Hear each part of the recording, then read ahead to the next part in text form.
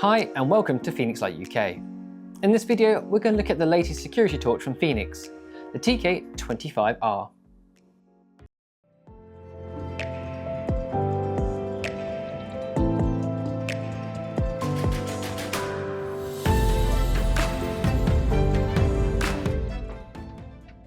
From front to back, this light is very different from the other lights in the TK series. The main features are the light cluster at the front and a switching system at the back. So let's give this a full rundown, working from the head to the tail. Like with all the TK series, we have a crenulated head with a tungsten steel stripe bezel, able to take a strong impact if dropped, or used in a forceful manner. Inside the deep reflector, we have a Cree XHP 50.3 LED, which is a domed LED. Domed LEDs are able to make better use of all the light the LED produces. De-domed lights often reach out further, but lose more of the overall light usage as it isn't controlled from the point of emission. We then move down to the side lighting panel. This contains 4 light sources. From the top, you have the 15 lumen red light, 150 white floodlight, 15 lumen blue light that works with the red on a 2-tone mode, and finally the 900 milliwatt 365 nanometer UV light. We'll go through how all that works later in the video. On the flip side, you have the USB-C charge port and charge port cover. When you finish charging, make sure that port is sealed up properly. The charge port is waterproofed, but it will keep the dirt and grime out. Then underneath is a 4-stage charge indicator, with solid green, solid red, and then flashing red, showing 25% of each charge status. Now down to the body tube. The split on this light is the head, which you unscrew to reveal the 21700 lithium-ion battery. It is supplied with a 5000 mAh battery, but can take the larger 6000, which is sold separately. The battery is dual sprung, so it can deal with any recoil issues, preventing loss of power from a connection break. At the end of the body tube, we have a single way body clip. Rotating it to the rear allows you to clip it onto something and use the side panel hands-free. We then hit the tail of the light and the operation end. The rotary switch here has 3 modes. Central is the lock position. To the left we have the main light, and to the right the panel light. On the tail we have 2 buttons, the activation button and then the mode button.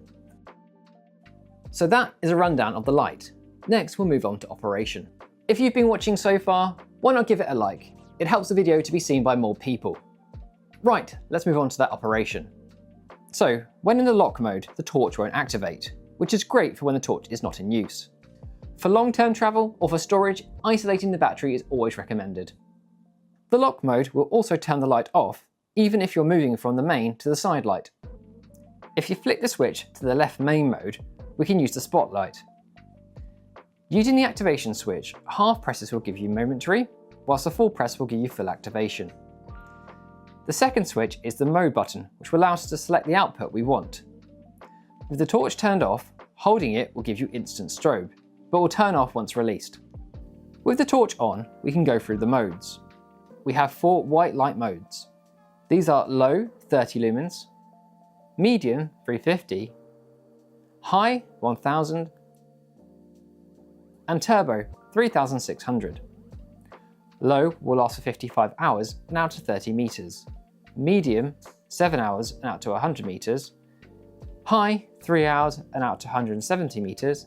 And finally, turbo, 2 hours 20 and out to 350 meters. Of course, expect some thermal step down on those higher modes. For more information, head over to our website for the full runtime graphs. If you hold the mode button down, it will go into strobe and stay on. To come out, just hit the button again to return to the previous constant output. To turn the light off, just hit the activation button or rotate back to lock mode. Now to the other side. It should turn on in the white light mode, but thanks to the memory mode, it will turn on whichever mode you had on last. That includes if you go from spot to flood and back again. On the side panel, you have 6 options. 2 levels of white light, 30 lumens lasting 30 hours, and 150 lumens lasting 5 hours. Then we have the UV light, rated at 900 milliwatt and 365 nanometer. At 900 milliwatts, we would recommend some caution with this mode, and make sure you don't look at the emitter or shine it at others. Next, we have the solid red light. This is a 15 lumens and will last for 20 hours. And next we had the flashing red light. Finally, we had the red and blue flash, designed specifically for emergency service use. It then cycles around again. When in the panel mode, the strobe still works to the same effect as the spot, with the light activated or not.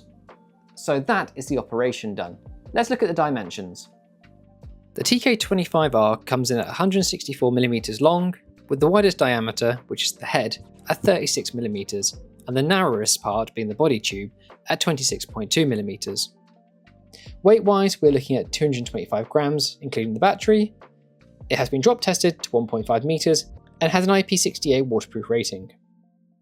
In the box, you will find the torch, the 21700 5000 mAh battery, USB-C charge cable, holster, lanyard, spare O-ring, warranty card, and user manual.